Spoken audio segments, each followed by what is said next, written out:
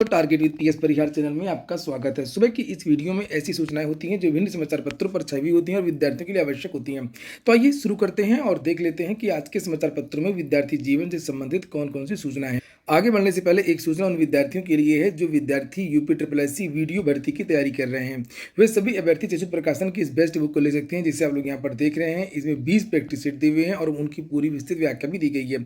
2 solve paper भी इसमें आपको मिल जाएंगे वीडियो के और 3250 से ज़्यादा ऐसे बहुविकल्पीय प्रश्न हैं जो कि अति महत्वपूर्ण है और परीक्षा में पूछे जा सकते। कठिनाई स्तर पेपर का पैटर्न वही रखा गया जिस प्रकार के जो प्रश्न हैं वो यूपी ट्रिपल एससी की भर्ती में पूछे जाते हैं, जिसे आप लोग यहाँ पर देख रहे हैं। सभी कापी किताबों की दुकानों में चक्षु प्रकाशन की वीडियो भर्ती की ये बेस्ट बुक आपको मिल जाएगी और अगर आप लोग ऑनलाइन मंगवाना चाहते हैं तो उसकी लिंक मैंने डिस्क्रिप्शन बॉक्स में दे दिया है, वहाँ पर जाकर के आप लोग ऑनलाइन भी मंगवा सकते हैं। कम समय में तैयारी करने के लिए ये पुस्तक बेस्ट है। आज के लगभग सभी प्रमुख समाचार पत्रों में यूपीएससी परिणाम के बारे में जानकारी दी गई है कि इस परिणाम की क्या विशेषताएं रही हैं। आप विशेषताएं तो आप लोग दिख ही रहेंगे। बेटियों की धाक सिविल सेवा में शीर्ष 4 स्थानों पर कब्जा किया है और जो चारों टॉपर हैं शुरू की वो छात्राएं हैं और जो इशिता है नंबर 1 पर, इशिता किशोर, वो ग्रेटर नोएडा यूपी की हैं। नंबर 2 पर जो है बिहार की गरिमा लोहिया, ये दूसरे स्थान पर हैं। तेलंगाना की उमा तीसरे स्थान पर है और प्रयागराज की स्मृति मिश्रा चौथे स्थान पर है। 5वें स्थान पर आपके मयूर हजारिका हैं, असम के हैं, पेशे से डॉक्टर हैं, जिसके बारे में मैंने कल बताया था आप लोगों को। और पुरुषों में उन्होंने टॉप किया है। यहाँ पर लिखा कि शीर्ष 25 में 11 पुरुष हैं और 14 महिलाएं। कुछ खास बातें जो आपको जाननी चाहिए, जैसे ये जो भी चयनित हैं यूपीएससी में, इनके जो पढ़ाई है उनका जो बैकग्राउंड है वो ज़्यादातर इंजीनियरिंग है, मानविकी भी है और विज्ञान, कॉमर्स और मेडिकल सभी स्ट्रीम के छात्रों का चयन हुआ है। और जैसा कि इशिता किशोर के बारे में ही मैंने बताया था कि इन्होंने इकोनॉमिक्स से ग्रेजुएशन किया है, पॉलिटिकल साइंस और एआईआर इनका वैकल्पिक विषय। हाँ, ज़्यादातर छात्राओं के जो संस्थान थे वो अच्छे थे, जैसे आईआईटी, कोई एनआईटी, दिल्ली विश्वविद्यालय, गुजरात राष्ट्रीय विश्वविद्यालय, जादवपुर विश्वविद्यालय, जीवाजी विश्वविद्यालय और इसके साथ दिल्ली के श्री राम कॉलेज और किरोड़ीमल कॉलेज इत्यादि से भी बहुत सारे लोगों का सिलेक्शन हुआ है।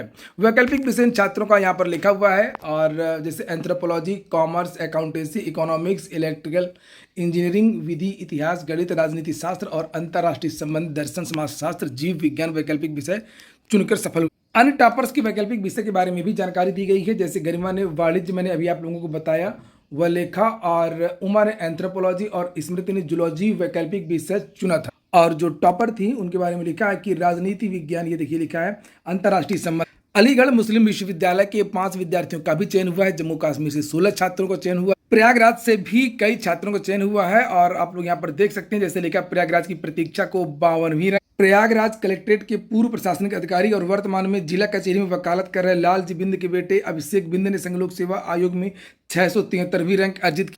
अशोकनगर की सोनाली को भी 140वीं रैंक मिली। टैगोर टाउन के अनिरुद्ध पांडे, यहाँ पर लिखा उसके बारे में 64वीं रैंक हासिल की। हालांकि इनका चयन पीसीएस में भी हुआ था। प्रयागराज की मूल निवासी है स्मृति मिश्रा, इनका भी चयन हुआ है। इनका चयन तो टॉप 4 में हुआ है। चलिए अब बात करते हैं हम लोग पीसीएस की। पीसीएस की उत्तर कुंजी पर बड़ा विवाद, कई सवालों पर आपत्ति। इसके बारे में मैंने सबसे पहले बहुत सारे वीडियोज बनाए थे जैसी परीक्षा हुई थी और आप लोगों को बताया था कि बहुत सारे जो प्रश्न हैं विवादित हैं और मैंने एक सूची भी जारी की थी अपने चैनल पर और लगभग वही प्रश्न यहाँ पर दिए हुए हैं। टोटल 17 प्रश्नों पर विद्यार्थियों ने अभी तक आपत्ति दर्ज की है और इस बार बहुत बड़ा उलटफेर होने वाला है पीसीएस में। बहुत सारे जो छात्र जो सोचते हैं जिनका चयन हो जाएगा वो हो सकता है बाहर हो जाएं और जो सोचते हैं हमारा चयन नहीं होगा तो हो सकता है चयन भी हो जाए बॉर्डर के।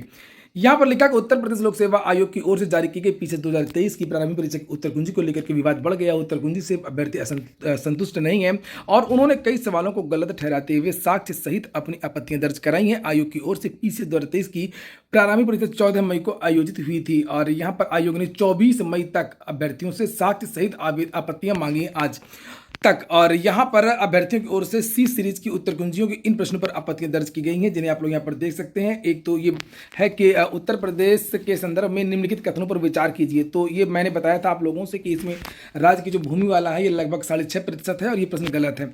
तो एक ये प्रश्न हो गया। एक 85 हो गया मानव विकास रिपोर्ट वाला, तो ये भी गलत हो गया। आयोग ने इसको उत्तर इसका बी माना है केवल ये, और विद्यार्थियों को कहना कि ना तो ये सही है ना तो ये सही है, ना 1 ना 2। प्रश्न संख्या 108 वाला भी विवादित है, इसके बारे में भी मैंने आपको जानकारी दी थी। वायसराय लॉर्ड हार्डिंग को बम फेंकने के लिए युगांतर समिति के बारे में मैंने आप लोगों को बताया था, विद्यार्थियों को कहना यही है और जबकि आंसर दिया है अनुशीलन समिति। वहीं पर प्रश्न संख्या 16 पर भी विद्यार्थियों ने आपत्ति जताई है कि कुल परिव्यय में निम्नलिखित में कौन सा कथन सही नहीं है। तो यहाँ पर विद्यार्थियों का ये कहना कि ये रक्षा व्यय, ये जो 8% लिखा ये सही नहीं है, ये 13% है, और जबकि आयोग का कहना है कि सी। इसी तरीके से 150 नंबर का जो क्वेश्चन है जिसके बारे में मैंने आपको जानकारी दी थी ए और सी के बारे में, और ये क्वेश्चन गलत है और इसमें आयोग का उत्तर बी है, और जबकि इसका जो आंसर है वो माना जा रहा है कि ए है। ए में 4 जून लिखा है और यहाँ पर 30 मई होना चाहिए। तो इस बार बदलाव तो होगा, लोक सेवा आयोग को करना ही पड़ेगा। कुछ तो क्वेश्चन बिल्कुल क्लियर है।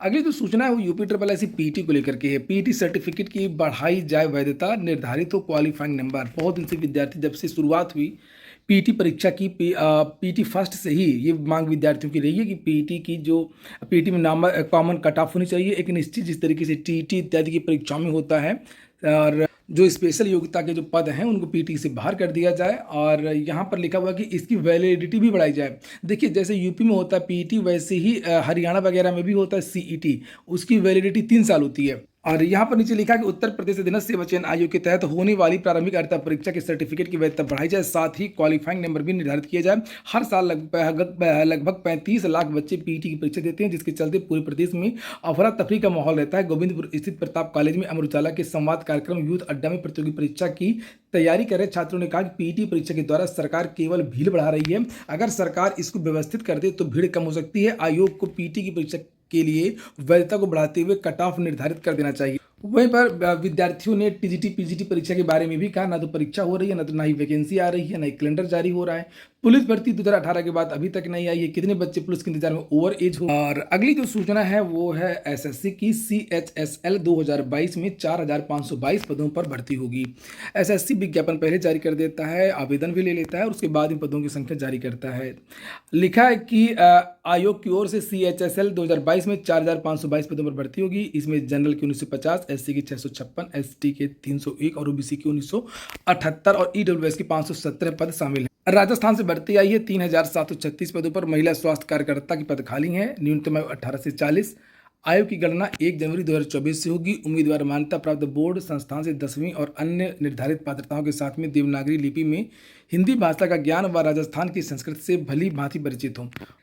चयन प्रक्रिया के बारे में यहाँ पर जानकारी दी गई है। अभ्यर्थियों की शैक्षणिक योग्यता, व्यावसायिक परीक्षा व अनुभव के आधार पर मेरिट लिस्ट तैयार की जाएगी।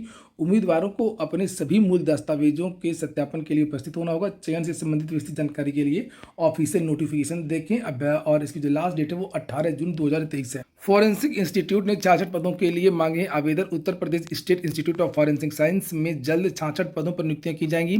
प्रशासनिक, शैक्षणिक व गैर शैक्षणिक पदों पर प्रतिनियुक्ति के माध्यम से नियुक्ति की जाएगी। लिखा है कि इंस्टीट्यूट की ओर से कुल 66 पदों के लिए इच्छुक अभ्यर्थियों से 29 मई तक आवेदन मांगे गए हैं। आवेदन से जुड़ी सभी जानकारी वे इस वेबसाइट upsifs.org पर उपलब्ध। तो ठीक है दोस्तों, ये हो गया आज का वीडियो आपको अच्छा लगा हो, आपके काम का हो तो लाइक अवश्य कर दिया करें। जिन छात्रों ने चैनल को सब्सक्राइब न किया हो सब्सक्राइब कर लें। पूरा वीडियो सुनने के लिए बहुत बहुत धन्यवाद।